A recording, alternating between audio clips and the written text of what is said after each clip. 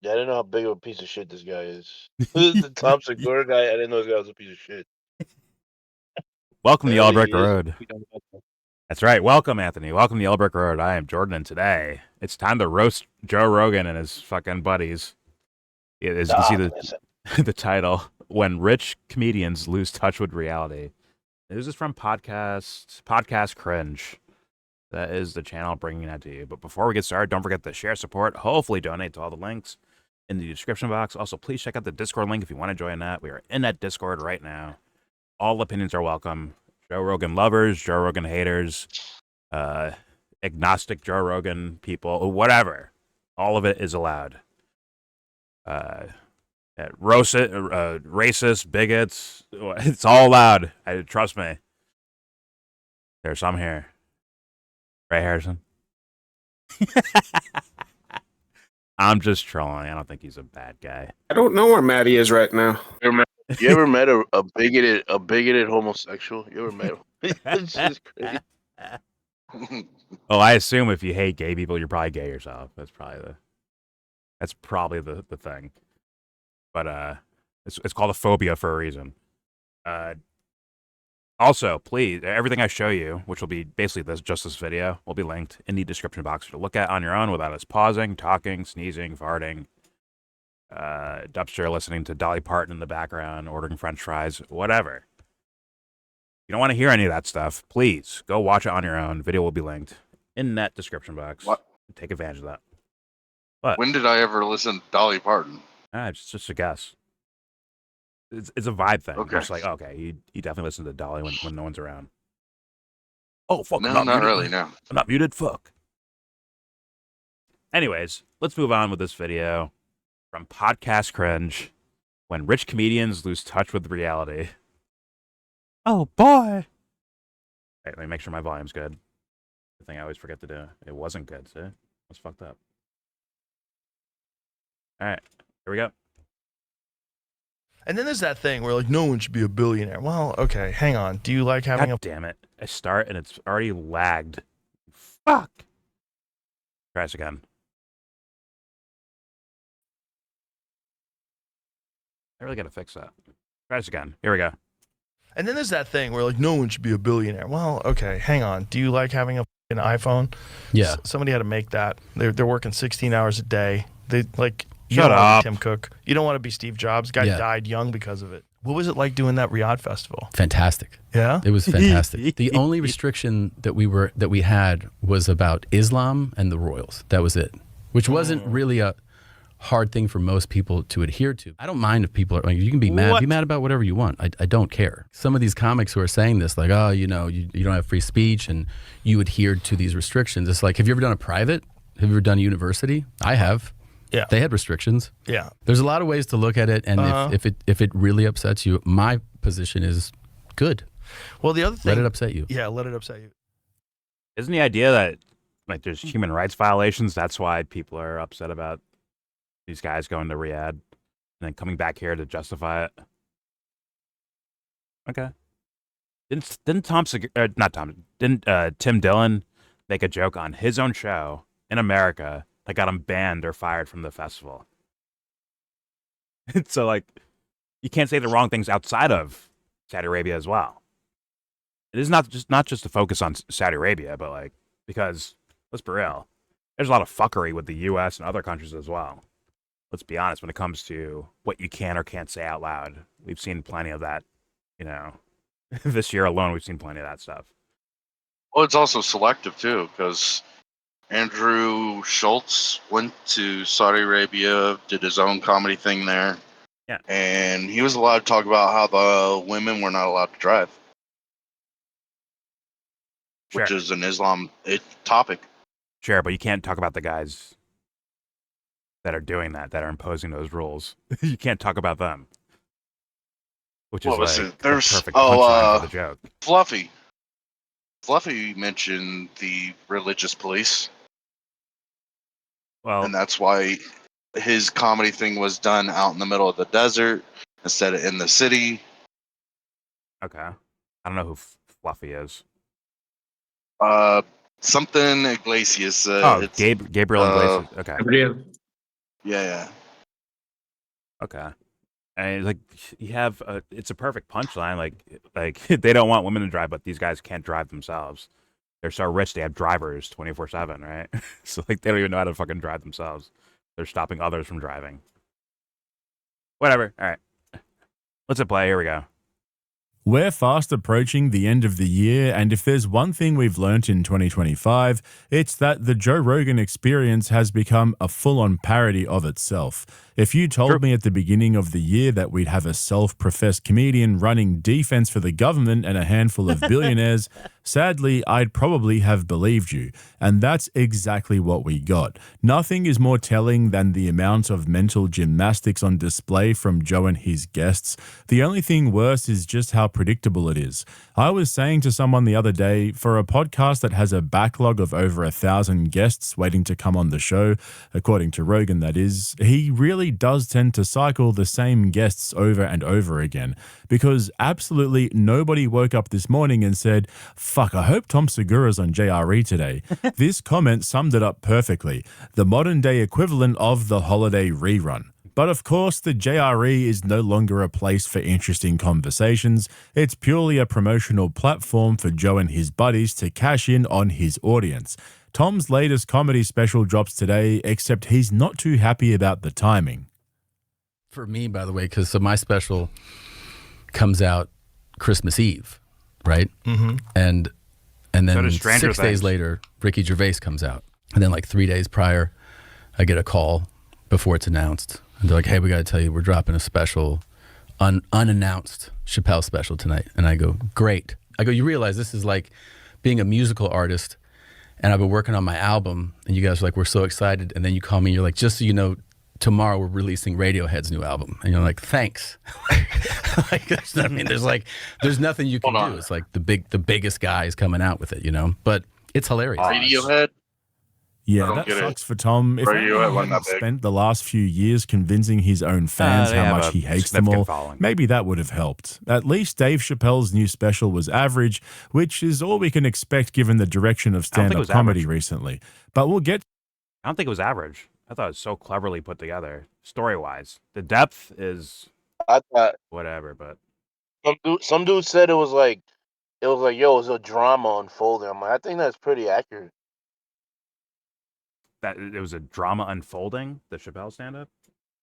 Yeah, like it was like it was more of a drama piece, not a comedy special. Oh well, I wonder if the Saudis let him smoke his reefer. No way. I believe he smokes cigarettes on stage, Yeah. but these guys do a lot of hookahs out there. But no, I appreciated that style because there was plenty of funny, and there was something he's trying to be serious. Yeah. Like, are we out of our fucking minds? Like that is what you ask. That's what you want, I would think. It's like oh, it's kind of cringe, but it's funny. Like it is funny. Like what he was saying. It's kind of a cringe idea, but I can't say it's not funny because I didn't like the Yeah. idea. He's a master at that. He's a funny ass person with the wit to fucking spin stories and cycle them together and then have it like all come back to the end, like culminating to one fucking moment to end the show. Like he's brilliant at that. I don't know what it means by bad. I guess maybe the content of it, like the depth of it, wasn't there for him, which I could understand. Oh, he's talking about racism and shit like that. Fuck this. I doubt that's why they're saying that. I if I had to guess, it's somewhat politically motivated. Oh, they want it to be bad. Well, the things they say they don't like, so they downgrade it. Oh, the Charlie Kirk mentions and how he mentioned Charlie Oh. Kirk. No, the other shit, the trans shit, the basically I don't know, doing exactly what this guy's gonna do, where it's like oh, it ain't that bad in Riyadh, comparatively speaking, Yeah. to other places. Yeah. Did Chappelle that's- make fun of trans people though, or did he just point out that they exist? He makes fun of everyone. Can't. That's the thing. So I can't. I didn't see anything offensive with what pretty much everything he's done. I don't know. Then again, I'm an asshole, so I don't know. I mean, yeah, I don't think it was. I mean, I guess someone could take offense to it, but I didn't see anything that's so bad about it. Like, it doesn't sound like he's uncaring. Like, oh, fuck you, you're trans, go fuck yourself. I don't think he has that mentality at all, from his stand up at least. But yeah, either way, I doubt the podcast cringe guy is like harping on the trans stuff or whatever. But all right, either way, let's keep playing. Here's more of out of touch rich comedians. Here we go. To Tom's Riyadh Comedy Festival Cope session in a moment. Remember, though, if you want to see my extended coverage of the comedy podcast universe and all their stand-up specials, check out the link in the description to my Patreon. I just dropped a video covering Kill Tony's newest regular, Dedrick Flynn, and I'm about to drop a new episode of Inside the Green Room. There's so much going on right now, so make sure you head over there and get signed up if you're interested in all the stuff I can't put on YouTube. It's also weird when you think about what happens on the corporate level, that there's these corporations that make like hundreds of billions of dollars, and they're like, yeah, they didn't pay tax on this because they're this corporation, and then not pay tax on it. Well, supposedly that's what Jeffrey Epstein did for people. He found those tax loopholes. He helped people with tax loopholes, and it exists for a reason, right? Scumbags. Yeah. They've all put it in place. And then there's that thing where like no one should be a billionaire. Well, okay, hang on. Do you like having a fucking iPhone? Yeah. Somebody had to make that. Epstein actually 16 hours a day. helped them. You don't want to tax loopholes. Thing where like no, right? Scumbags. Yeah. They've all put it in place. And then there's that thing where like no one should be a billionaire. Well, okay, hang on. Do you like having a fucking iPhone? Yeah. Somebody had to make that. They're working 16 hours a day. You don't want to be Tim Cook. You don't want to be Steve Jobs. Guy died young because of it. But I guess the argument that some people make against that is not. But those guys didn't make those machines. I don't know about Tim Cook, but the Apple guy, he didn't fucking make that shit. Elon didn't make Tesla cars. He's like, what are we talking about? He didn't engineer these things. Fucking bought these companies. Or was an influencer like the fucking Apple dude, right? It wasn't like the inventor, like Wozniak was like the inventor, the actual like mechanical inventor of things. I think I just run PR for them, essentially. And why do they need $1 billion personally for all that to happen, by the way? Yeah. Well, what do you think about this? Is this an insensitive thing to bring up? He brings up Steve Jobs, right? As like, oh look, he died young and this and all. And then I heard in the comment section, like the counter that is, well, Steve Jobs died of one of like the weakest forms of pancreatic cancer because he decided that he didn't want treatment. He wanted to do alternative reasons. And that, of course, Joe wouldn't know that context or bring it up. And he's only lumping in that murder or that death as what's it called? A validation of his point. Yeah. Which is not a point at all. Yeah, there is no, like, hey, people say we don't want any billionaires, but well, do you like Apple? Huh? Like, what? Like your iPhones, huh? It's like, what the fuck does that have to do with fucking iPhones? The fuck? Hey, that's a stupid, like, he is as dumb as he says he is and as everyone else fucking says about him. He is that fucking stupid. Like, fuck. Well, maybe the company can be $1 billion, but does that individual need that shit to make fucking Apple watches that they're not even making themselves? Like, no. Come on, bro. Like, what? Like, you're almost in that bracket, Rogan. I mean, well, I'll say this. You're a lot closer to them than regular people are to you, Rogan. Let's put it that way. And what the fuck do you provide society with? What do you actually do? Exactly. I thought it was more interesting that he brought up Epstein and claimed like Epstein really did his financial job. I don't know. Like to write it off like that's what Epstein got in trouble for, was helping stock market level businesses get tax issues handled. Yeah. No. Like, you're trying to make Epstein seem like a You're trying to undermine what we know financial about genius Epstein. or something. Yeah. Hey, fair enough, but it's just wild. You like your iPhones, huh? Without him being a billionaire, you would never have those. Like, what? The fuck you just say? Holy fuck. And by the way, just for argument's sake, I'm not some person that's take their money away from them. They should be billionaires. I don't exactly think that way. I'm more so of like just using dumb guy logic and like understanding why people are pissed off, because you can look to your right and see some guy living on the street, and you can look to your left and see some guy with 10 fucking houses. Unnecessary that he doesn't even visit all of them. Like, unnecessary. It looks stupid. That's why I call these people dumb. Like, they're dumb as rocks. That's why I say that. Look at Rogan and his fucking compound with 20 different sports cars and exotic cars and that. Like, why? Like, why do you need all that, man? Meanwhile, UFC fighters get dog shit paychecks. The average UFC fighter gets dog shit paychecks. While Rogan has a fucking 3-story garage with, all these exotic cars in it and shit. Like, yeah, come on. Rogan's approaching billionaire, right? I don't know. I don't know exactly.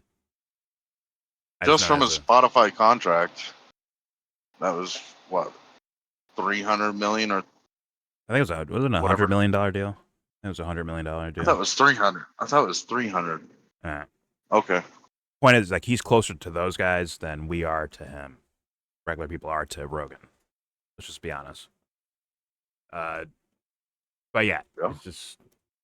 Do you like your iPhone? It's just stupid sounding. Let's continue. I'm sure Segura will double up the idiocy in the room. Let me just reset real fast. Forgive me. All right, here we go.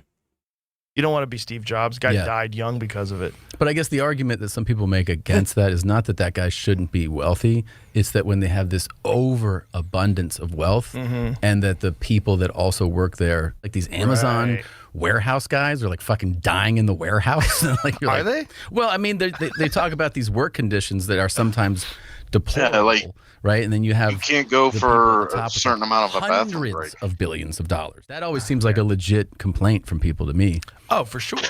Yeah. I mean, listen, if they didn't work, you would have nothing. Exactly. That's what's weird. This guy's doing he's making like $15 an hour. But if he didn't start the company, they wouldn't have a job. True. But, at a certain point in time, it's kind of like spread it around. Spread it around a little bit, yeah. Spread it around. Seems like probably better for everybody if you spread it around. Maybe people wouldn't hate you as much. Yeah, did Rogan just say Steve Jobs died from working too hard? That is such a wild take given how controversial his death was. I think it had more to do with Steve ignoring his doctors early on after his diagnosis and trying to cure his cancer with a vegan diet, acupuncture, and seeing a psychic. The guy had the least aggressive form of pancreatic cancer, but chose not to listen to his doctors. I'm not trying to rag on Steve Jobs or anything. I just think that Rogan misrepresenting what actually happened as simply working too hard is a little bit disingenuous. But Rogan defending billionaires and immediately identifying with them checks out. This is where the conversation completely loses touch with reality, because instead of acknowledging how insulated their own lives have become, Rogan immediately frames criticism of billionaires as people just not understanding how hard they work. I mean, what's he going to do? Push back? Why doesn't he give his billionaire buddies the spread it around talk and tell them maybe so many people wouldn't hate you? I find it interesting how Joe famously claims that podcasting is a superior medium for discussing serious issues because it gives them an opportunity to flesh things out over a few hours instead of a 5-minute segment on a network. But then he makes the most basic binary assessments about complex issues, such as wealth inequality. There is zero nuance, just billionaires work hard and create jobs, leave them alone. And then he acts like it's common sense. This is coming from the guy who hosted multiple predatory billionaires on his podcast just this year and ran D for every single one of them. I mean, the way he tried to gaslight Theo Von recently on the show when Theo kept bringing up Peter Thiel and Palantir, sums up exactly what JRE has become. There is no curiosity anymore. There's no attempt to actually get to the truth or explore the details of an issue. And now we've got two multi-millionaire comedians sitting in a guarded studio debating the virtues of capitalism without even a hint of irony. And speaking of irony, can we just take a moment to appreciate Tom Segura trying to reposition himself as a friend of the working class? After years of openly shitting on his audience, calling his fans the paws, and leaning into the whole rich asshole persona, suddenly he's talking like someone who cares about factory workers on minimum wage. Tom, we ain't never going to forget this. Here's the thing. If you're still mad about this, just know that it's your mindset and you're thinking like a fucking loser, but you don't have to. You only have what you have because of fans, so don't talk about us like that. Yeah, but you're still a loser if you're thinking like that. And so you're maybe, I'm lucky to have you as a loser fan, but you don't have to be that way. You could be a winner. You know, you just got to change the way you think. I mean, think about it. This might be the worst generation of comedians ever. It actually might be. Like, you have some standouts that are awesome, but like the Rogan thing, the Rogan verse, and these guys gaining popularity, like these guys are the worst. Holy shit. On average, we got we got the worst screenwriters, we got the worst musicians, we got everything. Right now, everything is worse. Where's sports athletes? Hey, all these fools, they work together too. It's crazy. That's the crazy part. When I see Nicki Minaj on stage with Erica Kirk, every part of life has dropped in standards. Every part of life has dropped. But don't worry, Tom Segura's paid employee. Everyone's like dumber, less artistic, less spiritual. Yeah, everything. Analytics run our lives, and we're dumb. We're as dumb as ever. the all information at your fingertips is still just dumber than all the other fucking generations. How the fuck does that happen? What the fucking shit, bro? But Tom Segura's paid employee in the background was having a hoot with that one. Oh, I bet he was. I mean, paid employee.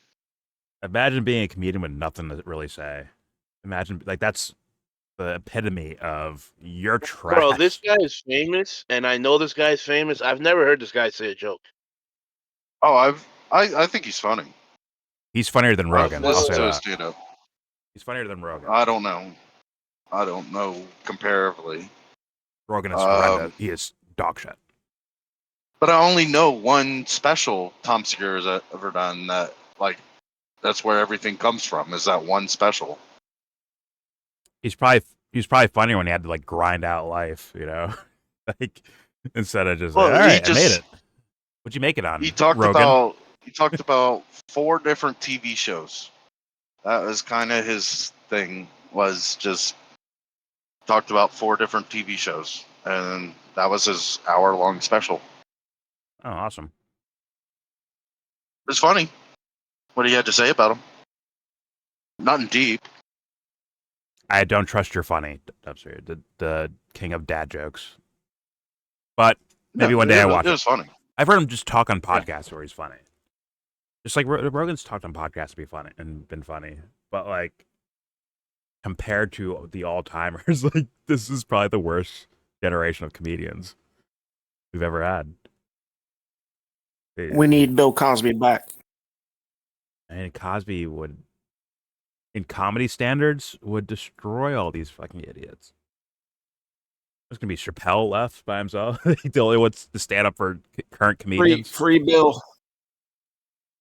There's gonna be Chappelle and Cat Williams, like Bill Burr, I guess. All right, let's continue. Here we go. Watching Tom's redemption arc since his airport meltdown has been the funniest thing he's ever done in his career. Actually, no, scratch that. It's the second funniest. The funniest is when he shattered every bone in his body trying to do a layup and then became a fitness guru after he recovered while aging 25 years in the process. So he turned into Rogan. But the only thing left to do for these down-to-earth and relatable comedians now is to discuss how money changes people. Yep, you heard that correct. There's always going to be people that like, you should donate it all. I mean, that's like the beautiful utopian. There is that one that did it too. Was it the Patagonia guy? Did he? I think it's the Patagonia guy that became a legit billionaire and donated almost every fucking penny of it. I think it's him. Yeah. Wow. The dude like kept like $1 million. Where did he give it to? Because somebody probably took his money. They're probably living on a yacht somewhere. That's the problem. I think he gave it to like a lot of land preservation type of things. You know? Good stuff. Yeah. Things that make sense. But it is like that almost unbelievable, you know what I mean, level of generosity that a guy won in capitalism and to that degree and was like, he probably did mushrooms one day. He was like, what am I doing? Yeah. What am I doing? I'm living in, this is a prison. Yeah. I'm being imprisoned by all this money. Yeah, maybe. Sam Walton was apparently like pretty down to earth too. You know, the Walmart guy. Yeah. It is. When Forbes named Sam Walton America's richest man October 28th, 1985, people were shocked to discover he lived a humble life in Bentonville, Arkansas, with a muddy bird dog running around the yard. He was America's richest man in 1985. They're also surprised his choice of vehicles, 1979 Ford F-150. But as Sam said, why do I drive a pickup truck? What am I supposed to do, haul my dogs around in a Rolls Royce? Just what who he was. Hey, he's just down to earth, man. A regular guy. Like a regular. He was already like. Once again, just more of the idea, the pseudo idea of quote unquote humble. It's just a pseudo. It's an image of the idea. It's not the like we don't know the actual person, right? Right. You don't, and you're not considering the millions of businesses that he put out of work. Yeah, we need to hear him like chew out one of his employees. What the fuck do you do? Huh? Like we need to hear that shit. Okay, now like okay, give me the real version of the person, right? If he did that at all, right? If he lost like a couple million on one store somewhere, right? Like some store was fucking up and he lost. Did he fire everyone? Was he like, "Fuck you guys, I'm taking this, I'm shutting it down. You're out of a fucking job." Like, did he do shit like that? On and on. Like, was he cutthroat in a way? Right? Even though he lives in a normal house with dogs and shit like that and pickup truck. It could just be the image of being humble. Just like Rogan has the image of being the everyday man. But meanwhile, he's going to his compound and shooting fucking bow and arrows next to his Maserati. Warren Buffett lived in the same house for 50, 60 years or whatever. And it was a modest house. He has modest vehicles. But, you know, he could change the world in 3 minutes. Probably remake his money. Right. And he did all kinds of things. Like somebody will do it one day. Levels of world market. Who was the guy that... There's a guy... There's several people I actually saw of stories where they're like, yo, like I run this business. I think it's called Gravity. Is that the name of the business? Where this guy was like, yeah, I pay my employees like a legit amount of money to work with me and work for me. Whatever job it is for my business, I pay them legit. And we actually increase the amount of money we make just because of, you know, the diligence of the workers, because they're, in his mind, in the CEO's mind or owner's mind, was being more equal to the employees, so thus their business got better. But now, granted, it's not on the level of like Oracle or fucking Amazon, right? But still, he said he had results. There's another story where I forgot this. I don't remember names too. I just stories I saw kind of in passing. I looked into them a little bit of a guy who started like his own like little village of like these like small houses where he housed the homeless, where they had their own fucking, you know, sinks, kitchens, showers, all that stuff, right? And they ended up generating their own business in a way, like within that little town there, and ended up becoming like very productive. It's like, I don't need this money. I don't care about yachts and mansions. So also, like, when you look at like crime, right? Like, oh, listen, I'm rich. These guys are going to try to rob me, so I can't live in like a normal house in a normal neighborhood. Like, well, if you're giving a good portion away, you're not that rich anymore, really. You're kind of, I guess, you're wealth. You're looked at as you personally are worth a lot of money, but you're not holding a lot of money on you. So thus, you can actually like live a normal life because I was gonna rob a fucking like a guy like, hey man, I got like $50 in my pocket. You want that? All right, here you go. Yeah, the rest I gave away already. You have to rob the entire fucking neighborhood to to get what you're actually looking for. Just saying.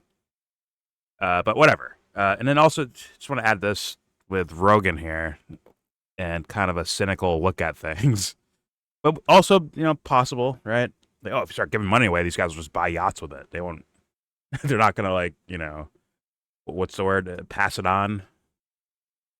What's the word? What's the movie name? Pass it on, whatever the fuck. Right? Pass on the good charitable nature from one person. Like, okay, I'm going to do this for someone else. Pay now. it forward. Pay it forward. Pay there we it go. forward. That's the movie. Got the Helen Hunt. Yeah. Kevin Spacey was in that movie too. Whatever. Yep. Rogan's getting to the billionaire status.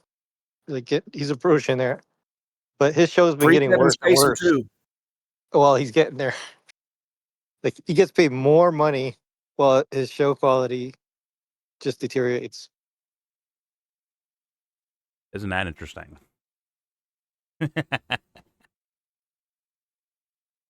Okay.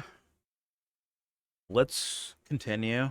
It's just, sad. And once again, don't let Jordan become rich.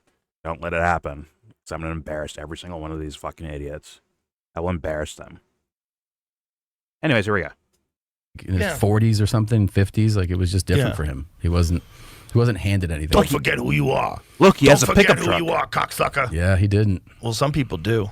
Look, man, he's got a pickup truck. That is weird too, right? down to It's earth. Yeah. weird when people change. Look, Rogan has tattoos. So He's down to radically, earth. Yeah. The number one comedian in the world who has hands down changed for the worse as a result of getting famous and becoming rich is easily Tom Segura. Like, it's not even a debate. And what's wild is that you've got two guys who built their entire careers on being relatable, observational, and down-to-earth personalities, now sitting there diagnosing how money changes people while actively demonstrating the exact opposite in real time, with obviously no self-awareness, of course. And it's not that they're rich like Tom Segura likes to think. Nobody cares about that anymore. It's that they keep pretending like they're our buddies on the inside, exposing the world for what it is, bringing us elite comedy with no censorship or favors, just two purist comedians who know how to read between the lines and bring the laughs, except nothing could be further from the truth. Rogan's proven this year that he's bought and paid for on multiple levels. I mean, it really is admirable how badly this guy has managed to snooker himself in between the government and a bunch of billionaires. Meanwhile, Tom's sitting here ready to die on the hill of the Riyadh Comedy Festival after one of the biggest comedy backlashes in years. The only restriction that we had was about Islam and the royals. That was it, which wasn't really a hard thing for most people to adhere to because, like me and those guys, like we didn't have Islam or royal jokes. We weren't cutting anything from our acts. Right. But I was like, yeah, that's not a challenge for me. But the country, like as far as like the people that we met, they were all fantastic.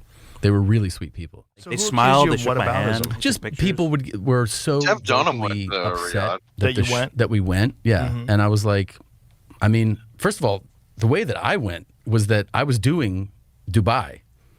I was booked to do Dubai. I got a call and they're like, hey, do you want to do Riyadh? It's like a 90-minute flight. I'm like, I'm in the fucking Middle East. Yeah, I'll add a show, like I'm there. It was like rowdy. Did you know it was a festival? I knew it was a festival. And then they told me the lineup, and the lineup was bananas. Right. It was like Kevin Hart, Bill Burr, Dave Chappelle. I was like, oh, I was like, that sounds like a great lineup. I had no idea. And then You didn't think it would be something that people would get offended by? I mean, the people that were most offended were the comics that weren't invited. Yeah, There's a lot of them. I know. There's a lot of them that were There's like, a lot of them. A lot of them were super vocal, and I'm like, you can't sell a ticket in Houston. I don't know why Right. you're upset about Riyadh. Like, Right. no one's going to see you anyway. Right. It was a bunch of like 50-year-old feature acts that were upset. The elitist nature. This is where the mental you've been gymnastics there, goes from Tom high school Segura. to Olympic level. Like Tom Segura, you've been there. Rogan, you've been there. Where no one knows who the fuck you are. No one wants to like watch your show. That is, you guys have been there. The fuck? And let's be honest, Rogan, your claim to fame isn't even your comedy, dude. You're called the Fear Factor guy for years and years and years. He was. Then the podcast thing, that blew up for him. Well, And he blew up. his Then big Tom break Segura was blew up news from being radio. on Rogan's podcast. It's like you guys are like, it wasn't your stand-up comedy that got you to be like, oh my god, you're being invited to Riyadh. It's not because of your stand-up, Tom Segura. Like something else built that shit in the first place for why your stand-up actually flourished the way it flourished. It's this fucking podcast you're on right now. Or sorry, you were on. Come on, man. They out here dumping on comedians that can't get, big time gigs and shit like that. Like, why are you doing that? If it means like bigger comedians that are just desperate to, okay, fine, fair enough. If it's someone who's like, who's a professional comedian, well known, but like, they for some reason wasn't invited. Even if they're a big comedian, and it's not their comedy of why they didn't get invited. It's probably about them themselves, just like Tim Dillon being uninvited, right? Okay. You guys are just jealous. And You're just jealous. Jeff Dunham's done Saudi Arabia. I don't know if he was in Riyadh or kind of like what Fluffy was talking about, outside of the city kind of thing. But Jeff you Dunham know is what horrendous. He is terrible. But you know he talks about Islam. Like his puppet is a fucking dead terrorist. Yeah, I know. He's cringy and horrendous. I'm aware. But it's talking about Islam, so it's not exactly against the rule. He probably didn't do that act over there. If he did do that, No, he did. He did. He brought out I watched it. Like he brought out the puppet. Oh. What's the Ahmed? yeah, they sat there and accepted that. That's crazy. They were laughing their ass off at it. I kill you. Well, they're a little bit behind culturally, so I get why they like corny shit. Like they like wrestling over there. But okay. Fair enough. I don't know. I did not hear about that at all. I heard about his last special. He did like a Christmas special. Holy fuck. Holy crap. Well, this is a couple of years ago. This is probably 8 years now. I think he did one this year. No, I'm talking about in Saudi Arabia. I understand. I'm saying I think he did one this year, which was like kind of a Christmas thing. And it was just corny. Oh, God. Who was... It's always corny. Who is watching Dunham's that always shit? fucking corny. Fuck my life. Anyways, I hope at best that Tom Segura means like other well-known comedians that were invited. But then it wouldn't like. How would they not be booking? How would they not get seats in a Houston theater somewhere, like a 50-seater in Houston somewhere at a bar or something? Like, how could that be the case? So I assume he's talking about like up and coming guys who haven't made it yet. Like, you're just jealous about how successful I am. That just sounds corny, man. Like it makes sense for The Rock to do that because like The Rock as like a wrestling guy, like, you're trash, jabroni. I'm number one. Fuck off. I'm the best. But for comedians, where they're supposed to be like the average guy, they're famous for being just average guys, essentially, right? They can poke holes and make fun of the things that we see around us in society. Why are you pointing down, like punching down to people that haven't made it yet, or maybe never will make it? And it's like, Tom Segura, you're on this stage here, this level of things. I'm sure he's funny to some degree, but like at the same time, it's like the Rogan bump is incredible. Let's be honest about that. And Rogan himself, like, is once again comedic wise, fucking. I think he's bad. To be honest with you, I think he's like mediocre to bad level of a comedian. It's just like, how the fuck are you fucking selling shows out? Anyways, let's continue.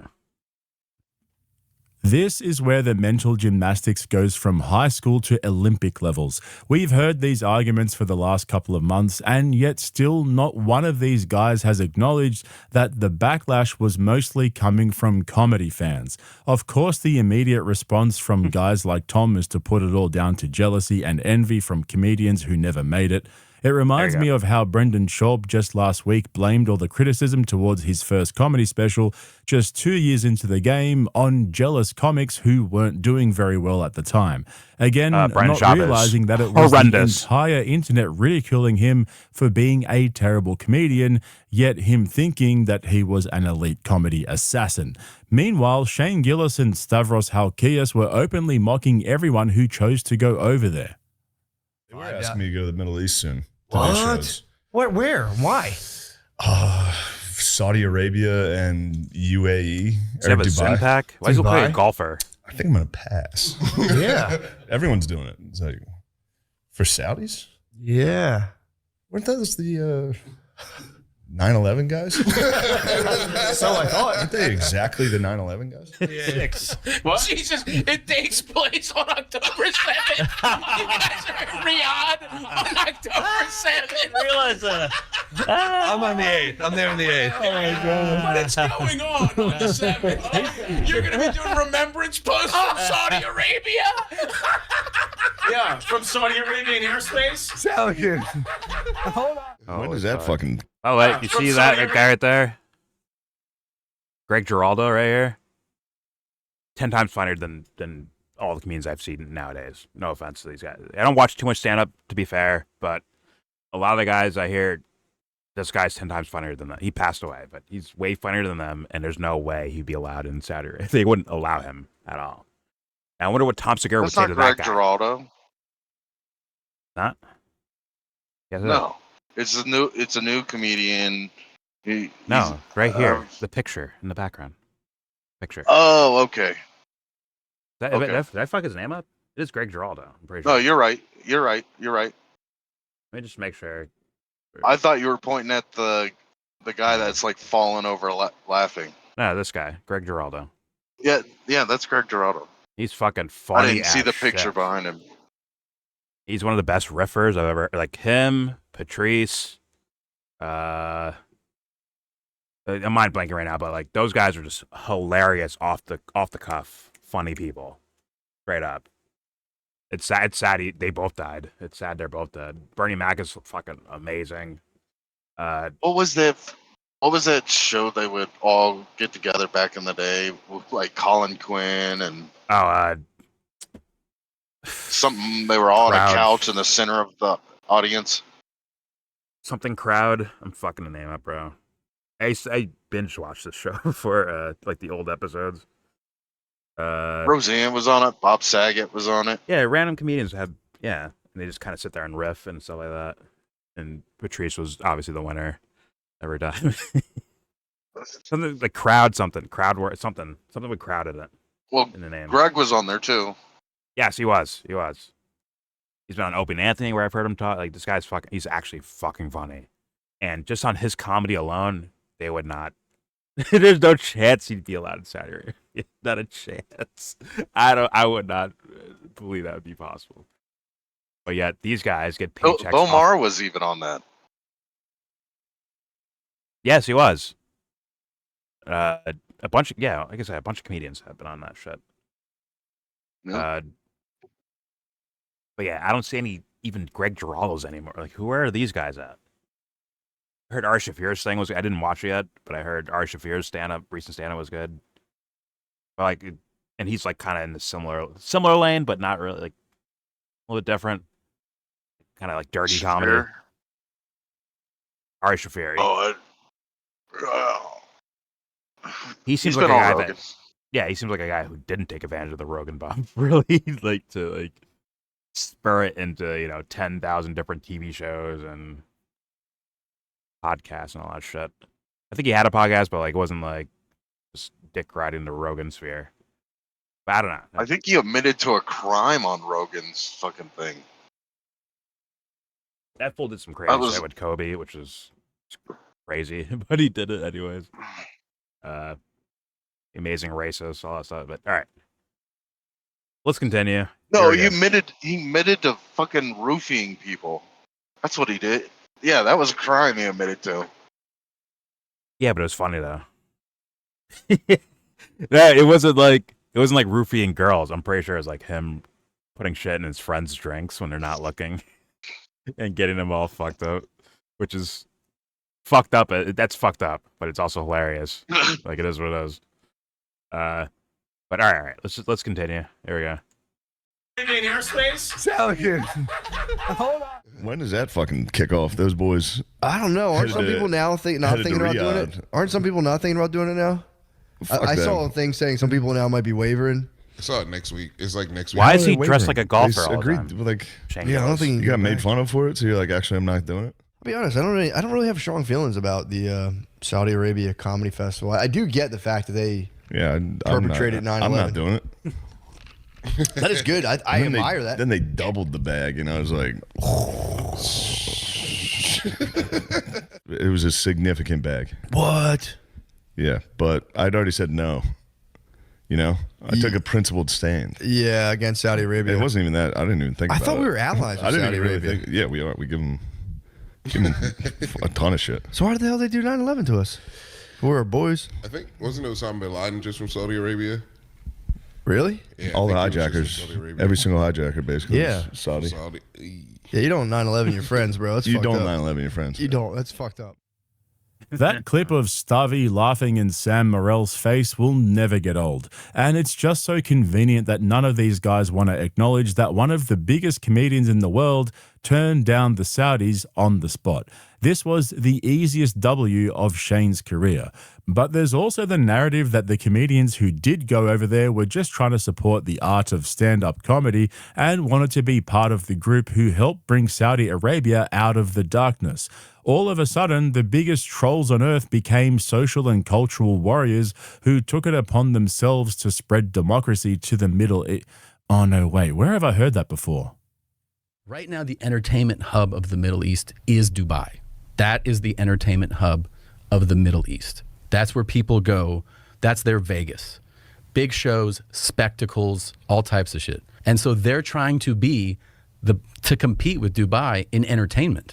That's what like the fuel of this is. You know, people get, I don't mind if people are like, you can be mad about whatever you want. I don't care. But as an experience, it was an amazing experience. And I do think that they'll continue to put on these festivals. It'll be very interesting to watch as this festival continues, who gets invited and goes, who was against it at the beginning, because you know it's going to be a few people. And I have some screenshots that I've saved, so we'll see who goes. Maybe, perhaps. It is weird, though, you know, because it's like comedy uniquely challenges the idea of free speech. Yeah, sure. Yeah, that makes sense. Yeah. Yeah, but I mean... Because it's not like if someone says, don't sing any songs about Islam, you're like, well, I don't have any songs about But I have to say that also, like, some of these comics who are saying this, like, oh, you know, you don't have free speech and you adhered to these restrictions. It's like, have you ever done a private? Have you ever done a university? I have.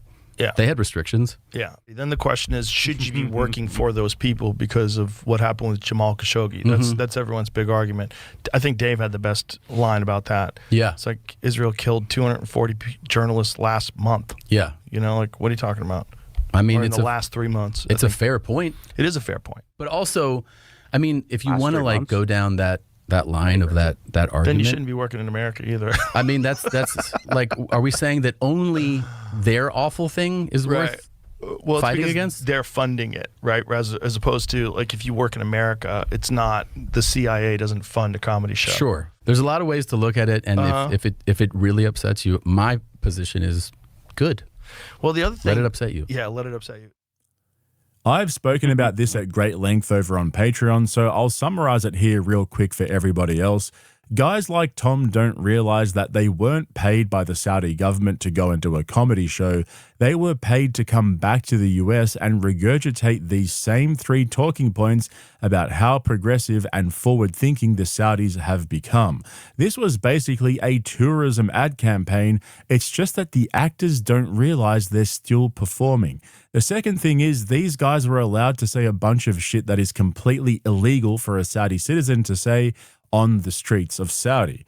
Tom, Bill Burr, and Andrew Schultz look like absolute muppets when they rant about how free they were to say whatever they want, not realizing that it's a luxury awarded to elites and celebrities, but not the actual citizens of the fucking country they were paid to perform in. I mean, it's still illegal to be gay in Saudi Arabia. Did Tim Dillon and Jessica Kirsten think that their appearances on stage in Riyadh would magically change that? And if Rogan's so supportive of the festival, why didn't he go too? Don't forget, Joe was critical of Tim Dillon when he was on JRE before his invite was revoked. It's almost like Joe twists and bends his own views to match his guests when they're sitting right in front of him. Well. Yeah, pretty sure. Now here's the thing. There is a point to be made, I guess, in regards to, I guess Rogan put the counter to that out, where it's like, hey, the U.S. does some horrendous shit all over the world, but the difference is that the CIA isn't funding your comedy special or whatever the fuck. Okay, fair enough. But damn, I'm forgetting my point now. Fuck. It is fuck. So Saudi Arabia had something that was said. Okay. Tim Dillon, and there's another lady there that did the special, I think, and she's gay. Where it's like, okay, over a period of time, I think that is kind of important. Now, the circumstances of all this is not exactly that, right? Like, if it's kind of a little pause, a little taste to be like, okay, it's allowing for more cultural progressiveness, I guess, where the citizens end up being okay with gay people around or whatever the fuck, right? Because let's be real, just on average, there's probably a decent amount of people there that have to hide themselves and what they believe in and what they want to do with their own lives. So this wouldn't be like, that's not a bad thing to do, in my opinion. Granted, I'm sure if they say, hey, come do a show for free in Saudi Arabia, these guys would say no. That's my guess. They'd say no. Come do a show for free. Because the whole point is having gay comedians, make things, try to help the populace become more progressive in that direction, I guess. I don't think they would do it. They want to get paid. And thus kills the whole idea of trying to, like, spread some sort of message or doing it for some, morally philanthropic, reasons or whatever the fuck, right? Or cultural philanthropic things. But I'm just saying, like, that wouldn't be, such a bad motive for someone, even though it's kind of being, like, thrown to the side. Like, and I'm not saying I think that these guys are doing it for those reasons. I'm just saying, if someone did do that, I wouldn't be mad at that at all. All right. In fact, if I was a comedian that got an invite to go do that shit, and I chose to go do that shit, I'd talk about how they gave me restrictions of what I can and cannot say, and turn that into an act itself. Careful now, Jordan. Well, it's like you wouldn't want Mohammed bin Salman to get sad, would you? Well, the thing is, like, because I was gonna say, we all know that Mohammed bin Salman doesn't get mad ever. Not when he has people to do that for him. But yeah, if I've said this a bunch of times before, if Pepsi's like, hey Jordan, hey YellBro, we're gonna give you $50 million,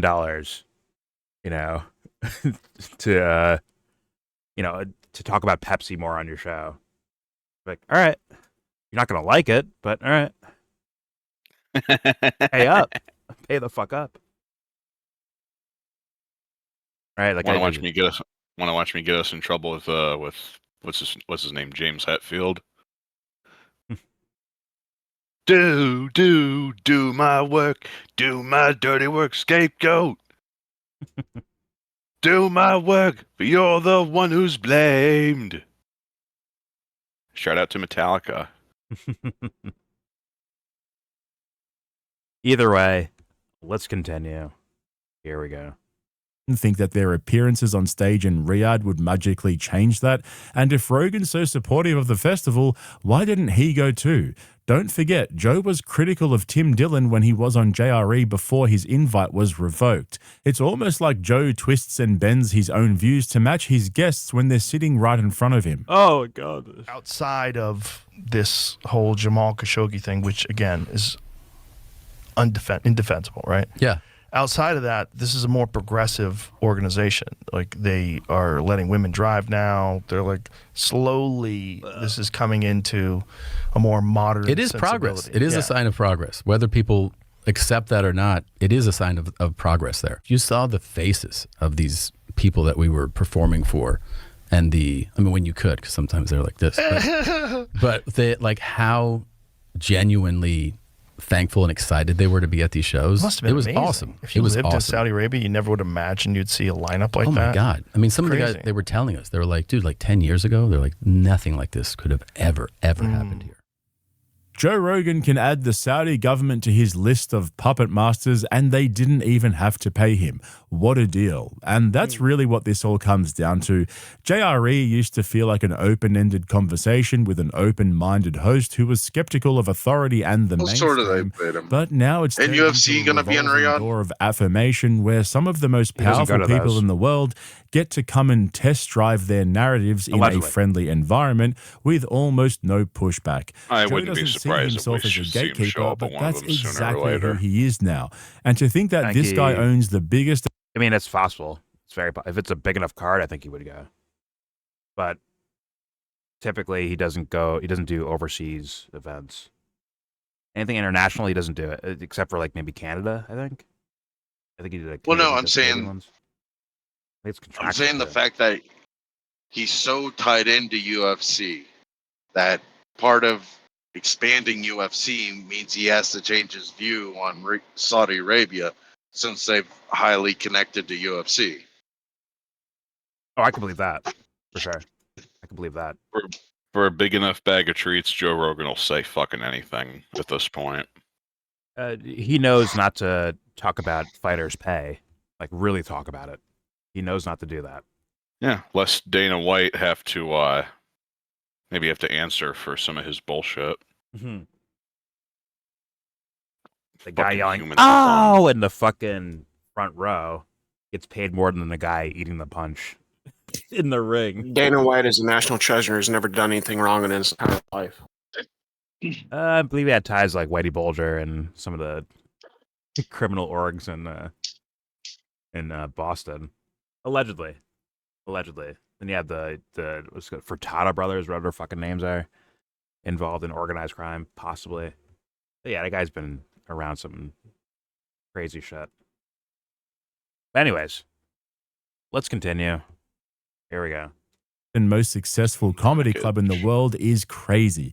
When you combine that with comedians like Tom Segura, who've lost the ability to laugh at themselves while accusing everyone else of being the problem, you end up with this weird parallel universe that you never thought possible. People say this all the time, and it's so true. If you showed Joe Rogan from 10 years ago what he's become now, he'd never believe you. And the irony is the audience isn't confused. I keep saying this, comedy fans aren't mad because these guys are rich or because they took a paycheck. We're mad because we're constantly being talked down to by people who built their careers pretending to be one of us and now refuse to acknowledge how far removed they've become. So when you know what I wish I could do? I wish I could show this Joe Rogan to the Joe Rogan of like 18 or 20 years ago. The Joe Rogan that destroyed Carlos Mencia. I mean, yeah. But him going against the grain is how he made it here in the first place. I've been saying this for a while now. This is Rogan's claim to fame in regards to like this level of fame is based on him being like supposed to be like the average guy. Like if there's the Oscars going on, but you have the average guy just somehow in the room and all his observations that he would have, right? Or it's some sort of major political event. I want to show him the Joe Rogan from 30 years ago where he was making people eat donkey testicles on Fear Factor. Yeah, he used to make fun of that. But yeah, look what I'm doing. What I'm doing right now is ridiculous. He used to make fun of that. Now it's just way in the past, right? It's fucking fear factor. Yeah. I think fear factor, Carlos Mencia destroying Joe Rogan would have a stroke if he saw this plastic doll of today. Well, I want to say it's someone people are going to say it's someone that changed, right? Like, oh, he changed. He sold out. He did this. He did that. Just like with Alex Jones. Like, oh, he changed. But I don't think that's the case. What I think is that they were never themselves in the first place. They didn't do the work to earn themselves, thus having stability, psychologically speaking, and a strong sense of who they are. I think that's the thing. That's what happened, was a lack of self in the first place. So thus can be moved easily, willy-nilly, easily moved. Stardom's a hell of a drug. Yeah, for some idiots. But don't let me get famous. Watch stuff I got. These guys are gonna run for their fucking lives. Anyways, let's continue. Here we go.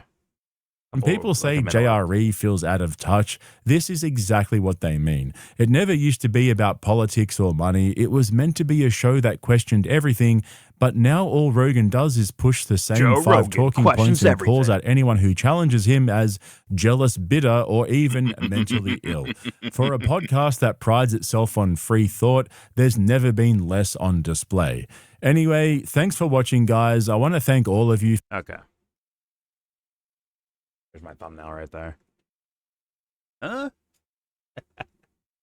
You can't react to the negative comments. You can't do it. Yeah. You mean criticism? Is that what you mean by negative? Makes you feel a little icky about yourself? Like, man, am I fucking up? Damn, what a terrible thing to go through. Fuck. Does it make you feel a little bit undone? Honest to God, he could take care of every UFC fighter. I'm pretty sure. Financially, I think he could take care of every single one of them if he wanted to. Oh, yeah. It's just, you know. Well, you got to be a little bit punk rock for that. And Rogan has nothing punk rock about him, bro. He is a monkey. He is a fucking meathead. He is who he is. Like, that seems to be, like, the life he wants to live. Even the way, like, once again, way back in the day on his podcast, he was like, man, I'm so interested in Buddhism and you know, psychedelics and all this stuff. He used to just be curious about fucking everything, and he would bring all these people from all these different disciplines onto his show. Yeah. Well, here's the thing, like, it's the character reveal happened, so thus I can't even call that back then as being legit. Someone being like legitimately curious. It could have just been like, oh, this sounds interesting for an audience. Maybe not for me, but for an audience. I'm just saying, like, it calls everything into question when you see someone change like that. If you one day see, let's say, me on this channel, let's say all of a sudden, you know, I make $1 million one day, and all of a sudden I start banning people, I start changing my language around, I stop cursing because it hurts the algorithm, I stop covering certain videos because it hurts the algorithm, I start doing certain things. If you see that, it's like, that means the guy talking to you right now was not the guy in the first place. That's not who he is, or who I am in this example. If I start shaking my ass for YellBro and Jacko have falling out. Click here to learn more. If I start shaking my ass for fucking Pepsi or Coca-Cola or some shit like that, that means the guy talking to you right now was not the guy in the first place. This would be a mask, a mirage, not real, inauthentic, pseudo, whatever word you want to fucking use for it. It is what it is. Root beer's better than both of them. Root beer's better than both of them. I agree. It's kind of obvious. Yeah, I agree. I think cream soda's better too. Fucking Dr. Pepper's better, I think. Like, flavor-wise, I think it's better. That's war. That's war. I'll give cherry Coke some room there. I like cherry Coke better than regular Coke. There's better colas just in general too. Yeah. I like Fanta. The Nazis used to own them. I'm aware. And I'm now aware that Harry's out of shit to do in his activity book. Don't you want a Fanta? But either way, Don't you wanna Fanta? Don't you wanna Fanta? Either way, the point is like people look at these things as like change when I'm like, oh no, they were never there in the first place. Because if you're you, why would you ever give that up? Why would you ever give that up? Unless you just never had it in the first place. That's what I get from all this. But either way, send it there. There's your video. Please subscribe if you feel like. Comment, agree or disagree. Tell me what you think in the comment section.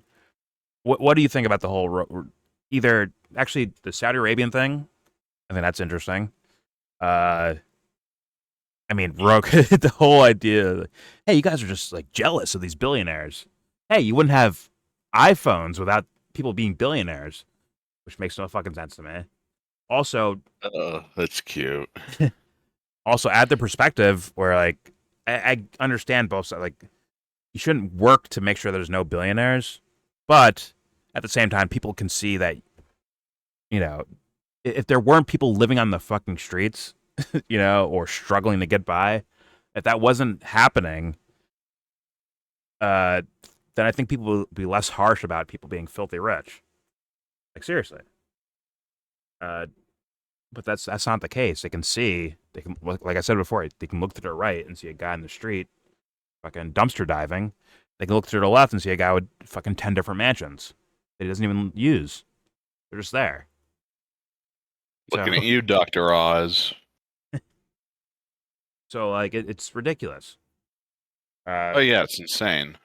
And it's like, how come everyone that gets filthy rich, not everyone, I assume not everyone, I hope not everyone, but, like, it seems like people that get rich all do the same exact actions. They buy giant houses in gated communities or whatever the fuck, private properties. They get nice cars. They, like, it seems to be like the average of behavior. It's like, how come that's the case? That's a weird thing. I am convinced that kind of wealth just does something. It does something to people. It breaks something. Like I said, I don't think they were there in the first, but there's no self there to break. They didn't earn it yet. They're kind of passive. Let me rephrase. Seasoning. I think it just creates a kind of emptiness. I don't think it does. What's going on, guys? I think they were never fulfilled in the first place. Don't worry, KC. I'm ending the video right now. All right. Merry Christmas. Merry Christmas from the UK time zone. Oh my god. Merry The future Christmas, sucks anyway. It is not Christmas yet, KC. Okay. It is not Christmas yet. It is as of 1 a.m. here. No, it's not. It is not Christmas. He's a time traveler, baby. Santa starts in America first. The future sucks anyway, so I'm glad I'm in GMT -5. It's Noche Buena. Feliz Navidad. All right. Either way, please tell me in the comment section your opinions about any of this stuff if you want to. Don't forget to share support. Hopefully donate to all the links in the description box. Also, please check out the Discord link if you want to join that. We are in that Discord right now, where all opinions are welcome, including K2C's dumb fuck opinions about wrestling. They're all out in here. And obviously, everything I showed you will be linked. Basically, this video will be linked in the description box to look at on your own for whatever reason. And don't forget your fish and chips. K2C. I need to donate to some beef seasoning. That link on there. BC. They might be sold out. I don't know. K2C bought all of them. Also, excuse my profile picture. It's just a GIF from Extreme Rules 2012. Oh my god. K2C, We know who's in that GIF. We know. We're not gonna fucking say it. We're not giving you the satisfaction. You little bastard. K2C, you know how I end my videos, right? Do you know what I say or no? At the very last word. Not to believe in British propaganda. No. K2C, what do I say at the end of videos? If you've ever heard it before. If you haven't, I'll move on. You know the last words I say in a video. I can't remember now. I'm gonna be honest with you. Oh my god. It's horrendous. Without further ado, please, and most importantly, give this video and the beef seasoning a thumbs down.